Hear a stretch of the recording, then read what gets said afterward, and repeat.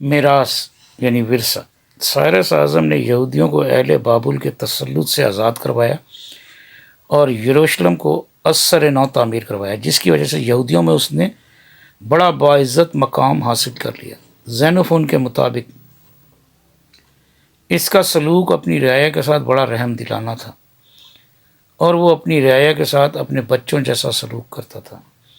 اس کا رویہ اپنی عوام کے ساتھ اتنا اچھا تھا کہ اس کی رعایا اسے باپ کا درجہ دیتی تھی۔ حالانکہ سائرس نے بادشاہوں سے حکومت دی تھی، لیکن اس جیسا اس سے پہلے کوئی نہیں گزرا جسے مرنے کے بعد باپ جیسا درجہ دیا گیا ہو۔ یہ ایک واضح حقیقت ہے کہ وہ ایک ایسا شخص تھا جس نے چھینا نہیں بلکہ قدرت نے اسے عطا کیا تھا۔ اہل بابل اسے اپنا نجات دہندہ مانتے تھے۔ عزرا کی کتاب میں سائرس کے یہودیوں کو غلامی سے نجات دلوانے کے پہلے سال کے متعلق ایک قصہ بیان ہوا ہے جس میں اسے خدا کا ممسوح قرار دیا گیا ہے۔ عزرا اور یسیہ کے مطابق سائرس وہ بادشاہ تھا جسے خدائے بزرگ و برتر نے زمین کی تمام سلطنت عطا فرمائی تھی۔ سائرس کی بطور سیاستدان اور ایک بہترین سپاہی کی پہچان تھی۔ سیاسی طور پر اس نے اتنی مستحکم حکومت قائم کر لی تھی کہ جو اس کی موت کے بعد اور زیادہ وسیع ہو گئی اور کافی لمبے عرصے تک قائم رہی۔ سائرس کے زیر انتظام بننے والی فارس کی حکومت نے دنیا کی تاریخ پر بڑا گہرا اثر ڈالا ہے۔ اس کے بعد اگلے 1000 سال تک ایرانی فلسفہ، ادب اور مذہب دنیا کے اہم معاملات اور واقعات میں غالب نظر آیا، حتیٰ کہ 7ویں صدی عیسوی میں اسلامی فتوحات کے باوجود اسلامی خلافت کے سنہرے دور میں بھی مشرق وسطیٰ میں بھی ایرانی ثقافت کا نمایاں اثر و رسوخ رہا، اور اسلام کے پھیلاؤ میں بھی اس نے بڑا اہم کردار ادا کیا۔ کئی ایرانی خاندانوں نے ہخامنشی سلطنت کے اصولوں کی پیروی کی، اور کئی بادشاہوں نے خود کو سائرس کے نظریات اور اصولوں پر چلنے والا ثابت کرنے کی کوشش کی اور اس کا وارث ہونے کا دعویٰ کیا، اور انہوں نے سائرس کے طریقے کی پیروی کی۔ تاہم ساسانی حکومت کے بارے میں مفکرین کی رائے میں اختلاف ہے کہ کیا ان کا بھی دعویٰ یہی تھا یا اس سے مختلف تھا۔ سکندر اعظم نے زینوفون کی کیروپیڈیا پڑھ رکھی تھی، اور وہ بچپن ہی سے سائرس کے میدان جنگ میں بہادری، اس کے طرز حکمرانی اور بطور بادشاہ اور مجتہد اس کی خوبیوں کو معترف تھا۔ اپنی زندگی میں وہ سائرس کے مزار جو تخت سلیمان میں ہے وہاں بھی آیا، اور اس نے اپنے وزیر ارسطوبولس کو سائرس کے مقبرے کے اندرونی حالت کو ٹھیک کروانے کا حکم بھی دیا۔ پروفیسر رچرڈ نیلسن فرائر کے مطابق سائرس کی صلاحیتیں بطور فاتح اور منتظم ایسی تھیں کہ جس کی وجہ سے اتنی وسیع ہخامنشی ریاست قائم ہوئی جو ایک طویل عرصہ تک قائم رہی۔ ایرانیوں میں سائرس کی عزت بالکل ایسی ہی تھی جیسی رمولس اور ریموس کے روم میں تھی، یا بنی اسرائیل میں حضرت موسیٰ علیہ السلام کی تھی۔ اس کے قصے ایسے ہی مشہور تھے جیسے قدیم زمانے کے بہادروں کے کسی بھی زمانے میں ہوا کرتے تھے۔ فرائے لکھتا ہے کہ اس میں وہ تمام خوبیاں تھیں جو کسی بھی دور کے ایک کامیاب حکمران میں ہونی چاہیے تھیں۔ اس میں ایک عظیم فاتح کی خوبیاں تھیں جو ایک برداشت کرنے والا، اولو العزم، بہادر اور جرأت مند اور بہادر فاتح تھا۔ اس کی شخصیت کا اثر یونانیوں پر ہوا، اور سکندر اعظم بھی اس کی شخصیت سے متاثر تھا، حتیٰ کہ اب بھی بہت سے لوگوں پر اس کی شخصیت کا اثر ہے۔ پروفیسر پیٹرک ہنٹ کے مطابق اگر آپ تاریخ میں کسی عظیم شخصیت کو دیکھنا چاہتے ہیں جس نے دنیا پر اثر ڈالا تو وہ شخصیت سائرس اعظم کی تھی، جس میں ایسی تمام خصوصیات تھیں کہ جس کی وجہ سے وہ عظیم کہلانے کا حقدار تھا۔ سائرس نے جس سلطنت پر حکومت کی وہ اس سے پہلے کی تمام حکومتوں سے بڑی تھی، اور شاید موجودہ دور تک ایسا ہی ہے۔ سائرس کا مذہب۔ قرآن پاک کے کئی مفسرین نے سائرس کو ذوالقرنین قرار دیا ہے۔ اگرچہ عام خیال یہ ہے کہ سائرس کے عملوں اور اصولوں پر زرتشتی مذہب کا بڑا اثر تھا، لیکن اس بارے میں کوئی واضح ثبوت نہیں ملا ہے کہ سائرس کسی مخصوص مذہب کا پیروکار تھا۔ پیرے بریانٹ لکھتا ہے کہ ہمارے پاس جو تھوڑی بہت اطلاعات ہیں ان کی بنیاد پر یہ بتانا مشکل ہے وہ کس مذہب کا پیروکار تھا۔ اس کی رواداری اور آزاد خیالی کے نظریات کی بنا پر کچھ مفکرین اسے زرتشتی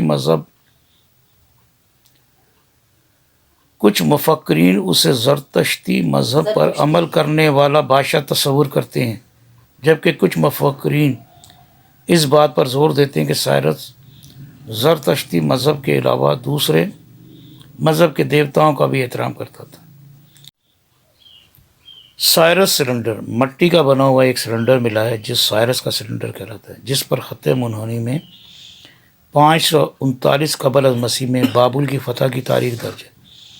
اس پر درج ہے کہ بابلی تہذیب کا دارالحکومت اس وقت فتح ہوا جس وقت بیل شازار نابونی 10 کو شکست دے کر جو بابل کا آخری بادشاہ تھا جشن منا رہا تھا۔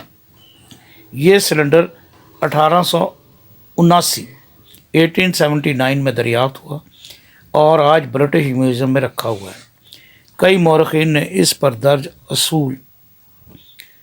اصولوں کو انسانی حقوق کا پہلا منشور تسلیم کیا ہے۔ سلنڈر پر لکھی ہوئی عبارت کے مطابق فارسیوں کی فتوحات پادریوں اور شہروں میں رہنے والے سوداگروں کی مرہون منت تھیں۔ سائرس کو اس بات پر فخر تھا کہ بابل کی فتح پرامن طریقے سے ہوئی تھی اور اس میں کسی قسم کا خون خرابہ بھی نہیں ہوا تھا، اور وہ اس فتح کو اہل بابل کے دیوتا مردوک کی مرہون منت سمجھتا تھا، اور وہ مردوک کو دیوتا سمجھتا تھا۔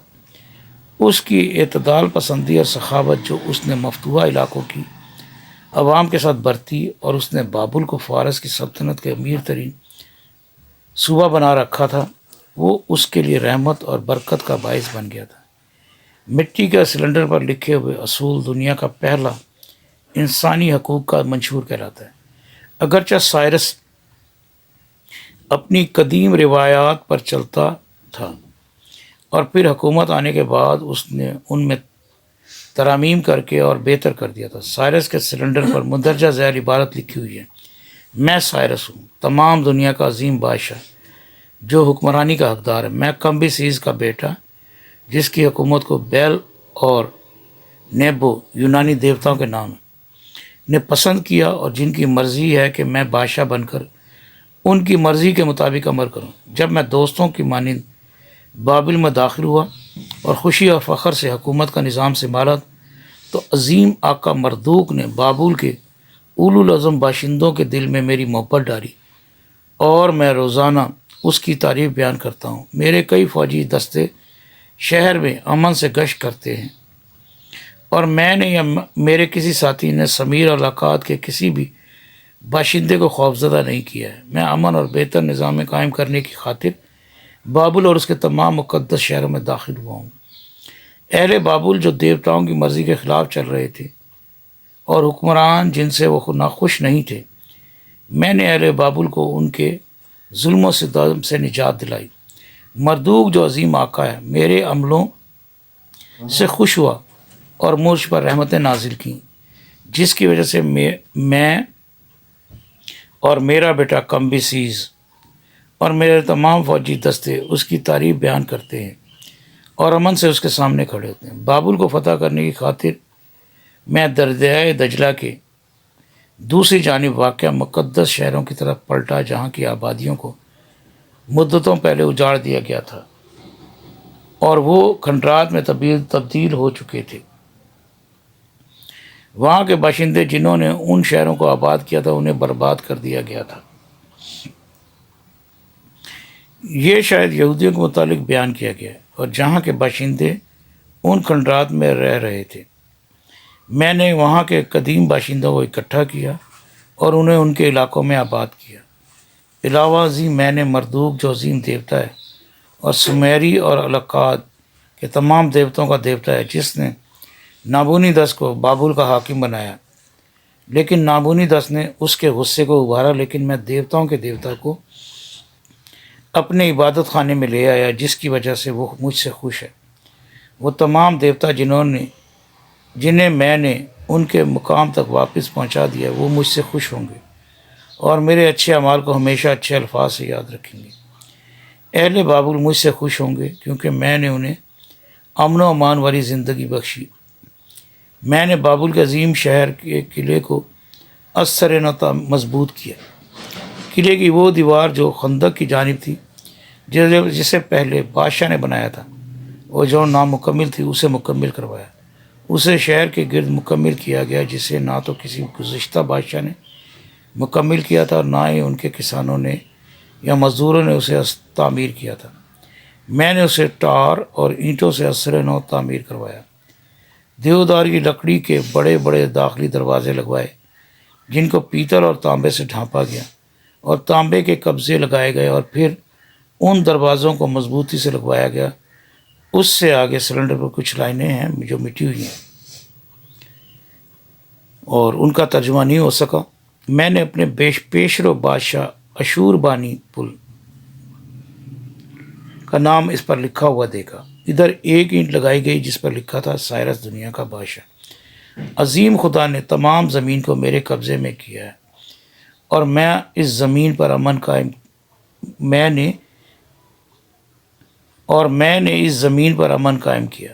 اس طرح کا ایک اعلان سائرس کے سلنڈر پر درج ہے، جس میں درج ہے کہ سائرس نے کس طرح سے اپنے شہریوں کو ان کے مقدس شہروں میں آباد کر کے ان کی مقدس تصاویر، مورتیوں، ان کے مقدس برتن انہیں واپس کر کے ان کی مقدس عبادت گاہیں تعمیر کر کے اور انہیں ان کے آباء و اجداد کے شہروں میں دوبارہ آباد کر کے ان کے دل جیت دیے تھے۔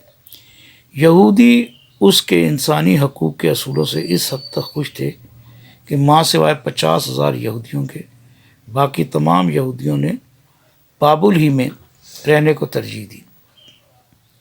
وہ اس کے انسانی حقوق کے اصولوں سے اتنے خوش اور مطمئن تھے کہ انہوں نے ابراہیم کے خدا کی پکار کو نہ سنا اور اپنے وطن واپس جانے کی بجائے بابل ہی میں رہنے کو ترجیح دی۔ سائرس سلنڈر پر درج عبارت کے مطابق سائرس نے بابلی خداؤں مردوک، بیل اور نبو کی مدد چاہی۔